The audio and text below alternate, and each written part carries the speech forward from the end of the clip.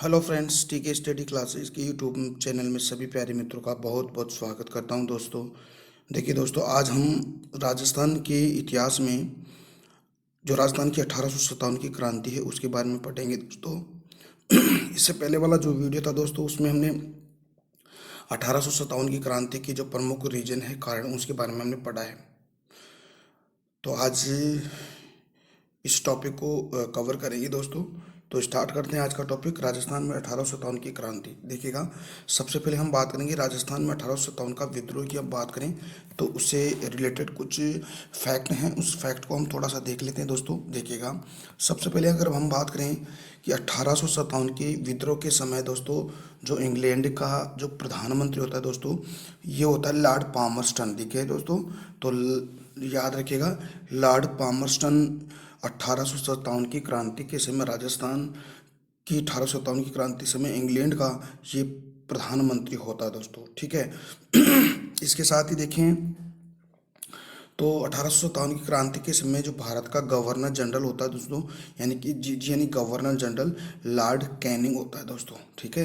तो Lord Canning जब 1857 की राजस्थान में 1857 की क्रांति होती है, उस समय लॉर्ड कैनिंग भारत का गवर्नर जनरल होता है दोस्तों। ठीक है। इसके अलावा देखिए दोस्तों, जो एजीजी नहीं सॉरी जीजी या जीजी के नीचे, यानी कि गवर्नर जनरल के नीचे एजीजी यानी कि एजेंट टू गवर्नर जनरल, ये काम करता है दोस्तों। तो राजस्थान का एजीजी यानी कि कौन होता है 1857 की क्रांति समय, यानी क्या होता है, यानी पैट्रिक लॉरेंस होता है दोस्तों। तो ये पैट्रिक लॉरेंस है भारत राजस्थान का गवर्नर जनरल। ठीक है, यानी कि एजेंट टू गवर्नर जनरल होता है पैट्रिक लॉरेंस। ठीक है। इसके साथ ही अगर देखें तो राजस्थान का पहला एजीजी मिस्टर लोकेट है। ठीक है, तो याद रखिएगा, लोकेट राजस्थान का पहला एजीजी था। और दोस्तों, पैट्रिक लॉरेंस 1857 की क्रांति समय राजस्थान का एजीजी यानी कि एजेंट टू गवर्नर जनरल था। और भारत का जीजी यानी कि गवर्नर जनरल कौन था, लॉर्ड कैनिंग था। और इंग्लैंड का प्रधानमंत्री कौन था, लॉर्ड पामर्स्टन था। ठीक है। इसी के साथ हम आगे बढ़ते हैं। देखिएगा, ब्रिटिश सरकार ने अधिकांश क्षेत्रों को जीतने के पश्चात, यानी कि राजस्थान के अधिकांश क्षेत्रों को साइक संधि या हम यूँ कह सकते हैं, यानी कि जीतने के बाद विभिन्न प्रांत बनाए दोस्तों। और उन प्रांतों बने हैं, उसमें से एक जो प्रांत था, यानी कि उत्तर पश्चिमी प्रांत बनाया था। उस प्रांत की जो राजधानी दोस्तों, जो आगरा थी दोस्तों। तो ये याद रखिएगा कि भारत पर अंग्रेजों ने अधिकांश क्षेत्रों को जीतने के बाद एक अनेक प्रांत बनाए थे। और उन प्रांत में सबसे जो प्रमुख प्रांत था दोस्तों, उत्तर पश्चिमी प्रांत था। और ये इस प्रांत की जो कैपिटल यानी कि इसकी राजधानी थी दोस्तों, कहाँ थी, आगरा थी। और इस प्रांत यानी कि उत्तर पश्चिमी प्रांत की राजधानी आगरा आगरा का लेफ्टिनेंट गवर्नर दोस्तों कोलविन था। कौन था दोस्तों, कोलविन था। ये याद रखिएगा, बहुत इंपॉर्टेंट है। ये कोलविन था। और इस प्रेसिडेंसी की जो रियासतें को नियंत्रित करता था। और इस प्रांत के अधीन जितने भी रियासतें आती थी दोस्तों, ठीक है, प्रेसिडेंसी इसके अंतर्गत, उन सभी पर बाउंडेशन यानी कि उसको नियंत्रित करता था दोस्तों। ठीक है। तो ये आगरा का जो लेफ्टिनेंट गवर्नर कोलविन था। ठीक है। इसके साथ ही आगे देखें तो प्रशासनिक दृष्टि से उत्तर पश्चिमी प्रांत की जो प्रांत ही राजस्थान की देशी रियासतों को नियंत्रित करता। और ये जो उत्तर पश्चिमी प्रांत था, ये जो राजस्थान की जो देशी जो रियासतें थी उनको नियंत्रित करता था। ठीक है।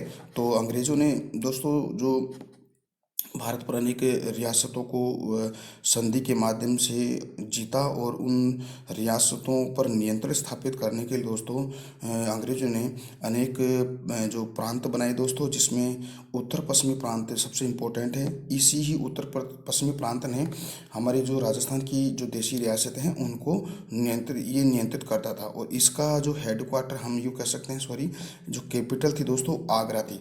और इस प्रांत का जो लेफ्टिनेंट जो गवर्नर था कोलविन था दोस्तों। ये याद रखिएगा, बहुत इंपॉर्टेंट है। ठीक है। अब देखते हैं, देखिएगा दोस्तों, एक प्रेसिडेंसी की हम बात करते हैं, यानी कि राजपूताना रेजिडेंसी। ठीक है। तो राजपूताना रेजिडेंसी थी दोस्तों। इस राजपूताना रेजिडेंसी की स्थापना 1832 ईस्वी में की जाती है। और दोस्तों ये जो रेजिडेंसी थी, इसका प्रमुख उद्देश्य क्या था, इसको हम देख लेते हैं। देखिएगा, इसका जो प्रमुख उद्देश्य था दोस्तों, यानी कि राजस्थान की रियासतों ने जब ब्रिटिश सरकार से जो ब्रिटिश सरकार है दोस्तों, उससे जो संधि की थी, यानी कि 1817 से लेकर 1818 तक के बीच में विभिन्न जो संधियां कर चुकी थी हमारी राजस्थान की देशी रियासतें। इन संधियों के माध्यम से सभी राजपूत रियासतों को मिलाकर अंग्रेजी सरकार ने 1832 में एक राजपूताना रेजिडेंसी की स्थापना की थी। यानी इन सभी देशी रियासतों को मिलाकर एक राजपूताना रेजिडेंसी की स्थापना 1832 में की गई थी। और उस समय भारत का जो गवर्नर जनरल था दोस्तों, यानी कि भारत का जो गवर्नर जनरल कौन था, विलियम बेंटिंग था दोस्तों। तो याद रखिएगा, उस समय भारत का गवर्नर जनरल कौन था, विलियम बेंटिंग था 1832 में। और जो आपको पता है कि 1857 की जो क्रांति का विद्रोह प्रारंभ होता है, उस समय राजस्थान भारत का गवर्नर जनरल लॉर्ड कैनिंग था। ठीक है, तो याद रखिएगा, बहुत इंपॉर्टेंट है, इसको भी याद रखिएगा। आगे अगर हम बढ़े दोस्तों, तो जो विलियम बेंटिंग के समय में पूरे राजस्थान को नियंत्रित करने के लिए वो दोस्तों राजपूताना रेजिडेंसी की स्थापना की गई। यानी कि विलियम बेंटिंग ने क्या किया कि पूरे राजपूताना यानी कि पूरे राजस्थान की देशी रियासतों को नियंत्रित करने के लिए उसने राजपूताना रेजिडेंसी की स्थापना की थी। ठीक है, जो 1832 में की गई थी। इसकी देखिए दोस्तों, जो राजपूताना रेजिडेंसी थी, इसका जो हेडक्वार्टर था जो अजमेर था, याद रखिएगा, बहुत इंपॉर्टेंट है।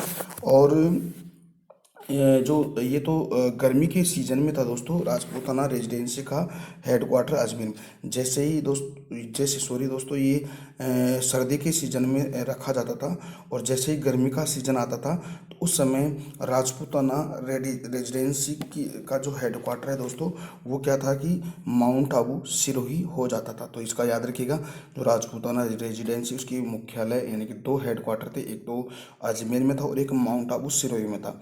यानी कि अजमेर वाला दोस्तों, ये तो गर्मी के सीजन सर्दी के सीजन में शीत ऋतु में होता था। ठीक है, और ये ग्रीष्म ऋतु में होता था जो माउंट आबू में, क्योंकि पता है आपको अंग्रेज़ों को बहुत ज़्यादा गर्मी लगती थी, इसलिए वो यानी कि जैसे ही गर्मी का सीजन आता था तो वो माउंट आबू सिरोही इसका हेडक्वार्टर चला जाता था। तो ठीक है, तो देखते हैं आगे। इसके बाद देखिए दोस्तों, क्या होता है कि राजपूताना रेजिडेंसी का जो अध्यक्ष होता था, वो हमेशा के लिए एजीजी यानी कि एजेंट टू गवर्नर जनरल होता था। तो जो राजपूताना रेजिडेंसी थी दोस्तों, इसका जो अध्यक्ष होता था दोस्तों, वो हमेशा के लिए जो राजस्थान का जो एजीजी हुआ करता था, ये इसका अध्यक्ष होता था। ठीक है, एक विशेष बात करते हैं दोस्तों, जो राजस्थान के एजीजी कौन है, पैट्रिक लॉरेंस को 1857 की जो क्रांति की जो सूचना है दोस्तों, वो कब मिलती है, 19 मई 1857 को मिलती है। तो ये भी बहुत इंपॉर्टेंट बात है दोस्तों, इसको याद रखिएगा। एग्जाम के अंदर ये भी पूछी जाती है दोस्तों बात, कि 1857 की क्रांति जब भारत में होती है, तब राजस्थान यानी कि मेरठ में होती है। तो मेरठ से खबर राजस्थान में कब आती है और ये सूचना किसको मिलती है, तो दोस्तों जो उस समय एजीजी था राजस्थान का, पैट्रिक लॉरेंस, उसको ये खबर मिलती है 19 मई को। ठीक है, तो ये याद रखिएगा। अब देखते हैं दोस्तों, थोड़ा सा हम देख लेते हैं जो राजस्थान में जो सैनिक छावनियाँ हैं दोस्तों। राजस्थान में 6 सैनिक छावनियाँ थी। ठीक है, और इन 6 सैनिक छावनियाँ कहाँ कहाँ थी, और उसको हम विथ मैप के अकॉर्डिंग देख लेते हैं। देखिएगा, ब्रिटिश सरकार ने राजपूताना रेजिडेंसी की स्थापना के बाद पूरे राजपूताने को सैनिक दृष्टि नियंत्रित करने के लिए 6 सैनिक छावनियों में विभाजित किया गया था। तो दोस्तों 6 जो छावनियाँ हैं उसकी हम चर्चा करें तो देखिएगा, पहली है नसीराबाद है, दूसरी है नीमच है, एरिनपुरा, ब्यावर, देवली और खेरपुरा। ठीक है, तो नसीराबाद है अजमेर में है, नीमच है मध्य प्रदेश में, और एरिनपुरा है पाली के अंदर, और ब्यावर है अजमेर में, देवली टोंक में, और खेरवाड़ा आपका उदयपुर में। ठीक है, तो दोस्तों मैंने एक मैप के अकॉर्डिंग इसको बता रखा है, तो इसको आप देख लीजिएगा। अगर आपको मैप का थोड़ा सा भी नॉलेज है तो दोस्तों आप जो दिशा के अकॉर्डिंग आप इसका आंसर दे सकते हो। देखिएगा, ये एरिनपुरा है, ये देखिए एरिनपुरा पाली, देवली, टोंक, ठीक है। नसीराबाद और ब्यावर आपके कहाँ है, अजमेर में, और खेरवड़ आपका उदयपुर में। और ये देखिए दोस्तों, ये राजस्थान के बाहर ही है। यहाँ पर राजस्थान ये है, तो इसका मतलब ये नीमच है, ये कहाँ आ गया, एमपी मध्य प्रदेश में आ गया है। तो याद रखिएगा जो जो सैनिक स्थान है नसीराबाद, नीमच, एरनपुरा, ब्यावर, देवली और खेरपुर, इनको याद रखिएगा। तो क्वेश्चन पूछा जाता है कि राजस्थान के अंदर निम्न में से कौन सी सैनिक छावनी नहीं है दोस्तों।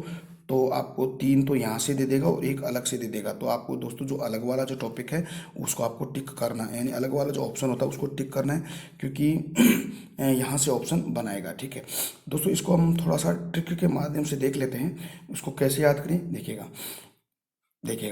खेर ए नन्ही ब्याह करा दी, यानी कि खेर ए नन्ही ब्याह करा दी। तो आप करा को तो दोस्तों उसको साइलेंट रखिएगा। खेर यानी खेरवड़ा, ए यानी एरिनपुरा, न यानी नसीराबाद, नी यानी नीमच, ब्या यानी ब्यावर और दे यानी देवली। तो इसको ऐसे भी आप लर्न कर सकते हो दोस्तों, ठीक है। तो दोस्तों आगे बढ़ते हैं। अब दोस्तों वैसे तो मैंने आपको 1857 की क्रांति के अनेक कारण बता दिए थे। और दोस्तों इन अनेक कारणों में जो सबसे इम्पोर्टेंट दोस्तों 4 महत्वपूर्ण कारण हैं, ठीक है। 4 कौन कौन से हैं देखिए, एक तो राजनीतिक कारण है, एक सामाजिक कारण है, और एक धार्मिक और एक आर्थिक कारण है दोस्तों। तो 1857 की क्रांति का सबसे मोस्ट और इम्पोर्टेंट जो इसका रीजन है वो राजनीतिक कारण है, सामाजिक कारण है, धार्मिक कारण और आर्थिक कारण है। चाहे आप राजस्थान की 1857 की क्रांति ले लीजिएगा या आप पूरे भारत की क्रांति ले लीजिएगा, ठीक है। पूरे भारत में जो 1857 की क्रांति हुई है उन सभी का सबसे मोस्ट एंड इम्पोर्टेंट जो रीजन है वो ये 4 ही हैं, राजनीतिक, सामाजिक, धार्मिक और आर्थिक, ठीक है। तो हम इसको एक एक को देख लेते हैं। वैसे तो हमने आपको पिछले वाला जो वीडियो था उसमें स्टडी करवा दी थी जो रीजन के बारे में, ठीक है। तो फिर भी हम देख लेते हैं। देखिएगा, सबसे पहला जो रीजन था दोस्तों राजनीतिक कारण था। देखिए राजनीतिक कारण क्या था, देखिएगा राजस्थान की सभी जो रियासतें थी दोस्तों, जो जिसने 1818 ईस्वी तक के जो लॉर्ड हेस्टिंग्स है इसके समय तक विभिन्न प्रकार की जो संधियां कर चुकी थी दोस्तों, ठीक है। तो कहा जाता है कि 1817 से लेकर 1818 तक राजस्थान की सभी जो रियासतें थी दोस्तों, इन सभी ने दोस्तों अंग्रेजों से यानी कि ब्रिटिश सरकार से संधियां कर चुकी थी और मैत्रीपूर्ण संधि बना चुकी थी दोस्तों। तब होता क्या है कि जब सभी देशी रियासतों की जो कमान है दोस्तों ब्रिटिश सरकार के हाथों में निहित हो जाती है, तब ब्रिटिश सरकार क्या करती है कि देशी रियासतों के राजनीतिक मामलों में हस्तक्षेप करना प्रारंभ कर देती है।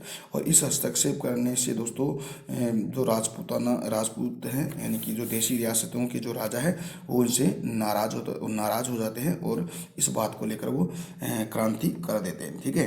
तो ये तो आप याद रखिए, ये तो राजनीतिक कारण था, ठीक है। देखिएगा कैसे, तो इस संधियों के माध्यम से यानी कि मैंने कहा कि 1818 तक जो लॉर्ड हेस्टिंग्स के समय सभी देशी रियासतों ने अंग्रेजों के साथ सहायक संधि यानी संधि कर चुकी थी। इसके बाद में क्या होता है कि इस संधियों के माध्यम से दोस्तों जो सरकार ने राजस्थान के एजीजी नियुक्त किए थे, ठीक है, मैंने एजेंट टू गवर्नर जनरल नियुक्त किए गए थे। सभी जो प्रेसिडेंसी थी दोस्तों और सैनिक छावनियाँ थी वहाँ पे, यहीं से ब्रिटिश सरकार ने देशी राजपूतान रियासत के आंतरिक मामलों में दोस्तों क्या करना प्रारंभ कर देते हैं, हस्तक्षेप करना प्रारंभ कर देते हैं। देखिए दोस्तों सभी जो क्रांति हुई थी उसमें सभी जगह दोस्तों एक एजेंट टू गवर्नर होता। जैसे राजस्थान में जो 1857 की क्रांति हुई तो उस वक्त जो राजस्थान में एक एजीजी नियुक्त किया गया था, है ना।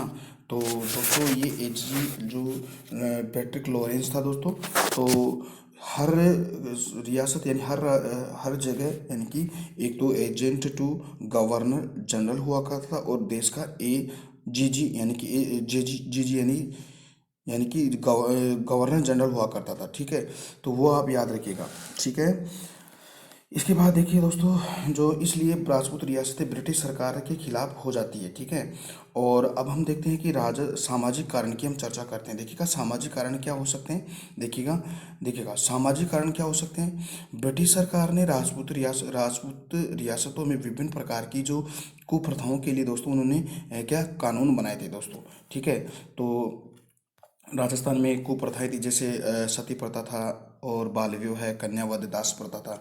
तो कहीं ना कहीं दोस्तों जो राजस्थान यानी राजपूताना के लोग इन प्रथाओं को सही मानते थे, लेकिन ब्रिटिश सरकार ने इन प्रथाओं को रोकने के लिए विभिन्न प्रकार के नियम कानून बनाए। तो इस बात को लेकर भी क्या होता है कि राजपूताना में जो भी जनता है वो ब्रिटिश सरकार का विरोध करने लगे। तो ये कारण है 1857 की क्रांति का सामाजिक कारण। ठीक है, अब हम थोड़ा सा धार्मिक कारण की बात करें तो दोस्तों देखिएगा धार्मिक कारण क्या हो सकते हैं कि अंग्रेजी सरकार ने मिशनरियों के माध्यम से राजस्थान में अंग्रेजी शिक्षा का प्रचार प्रसार किया। यानी कि आपको पता है कि दोस्तों जो अंग्रेजी जो मिशनरी थे दोस्तों, वैसे तो भारत में उन्होंने अंग्रेजी शिक्षा का प्रचार प्रसार करने के लिए आए थे, लेकिन उन्होंने गलत फ़ायदा उठाया और ईसाई धर्म का उन्होंने प्रचार प्रसार करना प्रारंभ कर दिया था। ठीक है, इस रीजन को लेकर दोस्तों ये धार्मिक कारण रहा दोस्तों। यानी अंग्रेजी शिक्षा की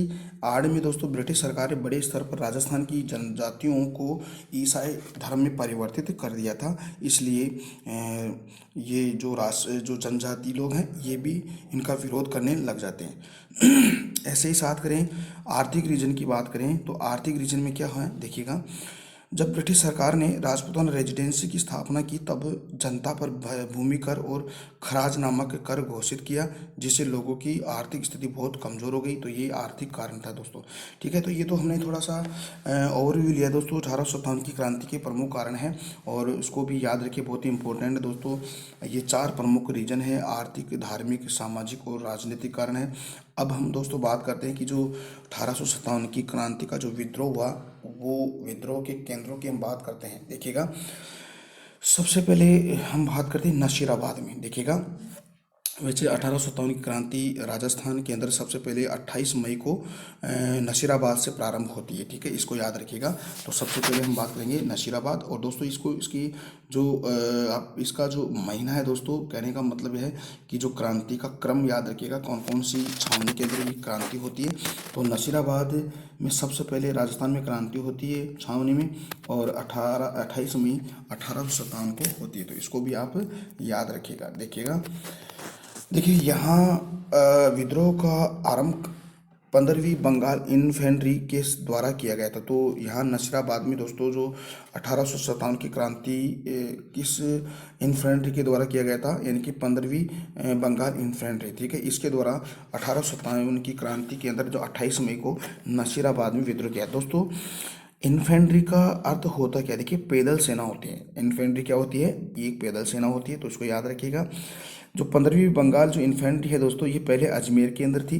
क्यों थी, क्योंकि अजमेर में ही शस्त्रागार था, उस शस्त्रागार की देखरेख के अंदर वहाँ पर उसको इस 15वीं बंगाल इन्फेंट्री को तैनात किया गया था। लेकिन दोस्तों अंग्रेज़ों ने इस इन्फेंट्री पर विश्वास नहीं किया और उसको कहाँ बुला लिया जाता है, नसीराबाद बुला लिया जाता है। तो इस बात को लेकर दोस्तों नसीराबाद के अंदर क्रांति होती है। तो देखिएगा, 15वीं बंगाल इन्फेंट्री पहले अजमेर के अंदर थी, लेकिन बाद में एचईजी यानी कि पैट्रिक लॉरेंस ने अजमेर में नसीराबाद स्थानांतरित कर दिया किसको, इस 15वीं बंगाल इन्फेंट्री को। और उसके जगह दोस्तों आपको पता है कि जो ब्यावर से 2 मेर टुकड़ियाँ बुलाई जाती है उसकी रक्षा के लिए। ठीक है, देखिएगा, नसीराबाद विद्रोह में अंग्रेजी अधिकारी जब वहाँ पे विद्रोह हुआ, यानी कि नसीराबाद में 28 मई को, तब नसीराबाद में जो अंग्रेज अधिकारी थे उनकी हत्या कर दी जाती है। कौन कौन, देखिए, एक तो न्यूब्रो था, न्यूब्रो के अलावा दोस्तों एक पेनी और एक स्पोटीज, इन 3 अंग्रेज अधिकारियों की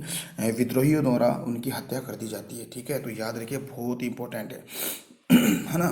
तो याद रखिएगा, ये तो हो गया आपका नसीराबाद की छावनी। ठीक है, अब देखते हैं नीमच के अंदर दोस्तों कब होती है।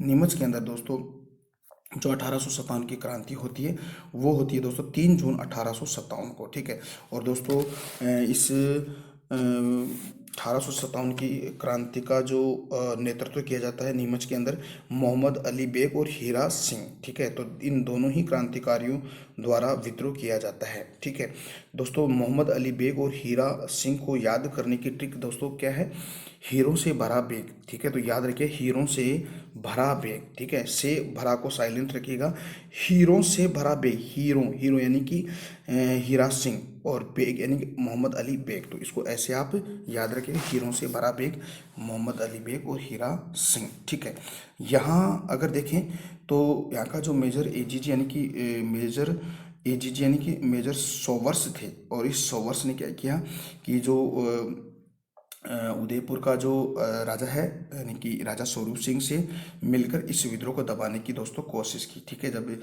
नीमच के अंदर जो विद्रोह होता है 3 जून को, उसको दबाने के लिए जो मेवाड़ के जो शासक है यानी कि राजा स्वरूप सिंह और जो एजीजी यानी कि मेजर सोवर्स, दोनों मिलकर इस विद्रोह को दबाने की कोशिश करते हैं। देखिए दोस्तों, दबाने की कोशिश तो की जाती है, लेकिन क्या होता है, ये जो कर्नल एबोट था, कर्नल एबोट ने सभी जो सैनिक थे उनको उनके 2 जो धर्म ग्रंथ पर हाथ रख के उनको शपथ दिलाई जाती है कि आप जो ब्रिटिश सरकार के वफादार रहेंगे। इस बात को लेकर दोस्तों जो क्रांतिकारियों के में गुस्सा फूट पड़ता है। ठीक है, तो विद्रोही ने लगभग 40 अंग्रेज अधिकारियों को गिरफ्तार कर लेता है। यानी कि जो विद्रोही थे दोस्तों, जब ऐसे जो एबोट है, एबोट जब धर्म ग्रंथ पर हाथ रख कर शपथ दिलाई जाती है कि आप अंग्रेजी सरकार यानी कि ब्रिटिश सरकार के प्रति वफादार होंगे, तब विद्रोह में गुस्सा फूट पड़ता है और जो कम से कम 40 अंग्रेज अधिकारियों को गिरफ्तार कर लिया जाता है। ठीक है, और 40 अंग्रेज अधिकारियों को गिरफ्तार करके जो कुमड़ा नामक स्थान पर उनको रखा जाता है। कहाँ? डूमड़ा नामक स्थान पर रखा जाता है।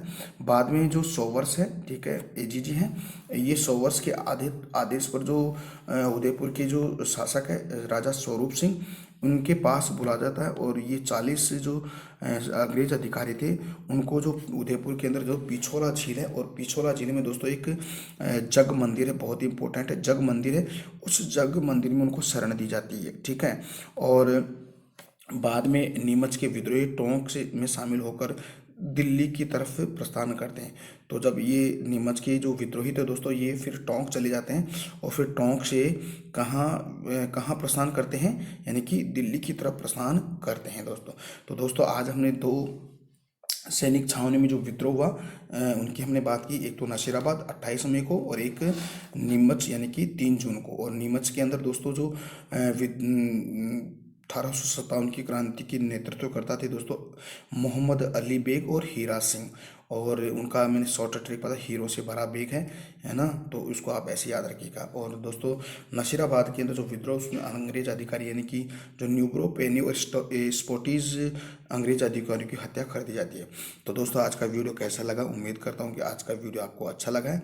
अगर दोस्तों अच्छा लगा तो प्लीज़ अपना जो टीके स्टडी क्लासेस चैनल है उसको लगातार शेयर सब्सक्राइब भी कीजिएगा दोस्तों। फिर हम कल बात करते हैं जो अगली जो सैनिक छावनी एरिनपुरा के बारे में हम चर्चा करेंगे। ठीक है, तो थैंक यू।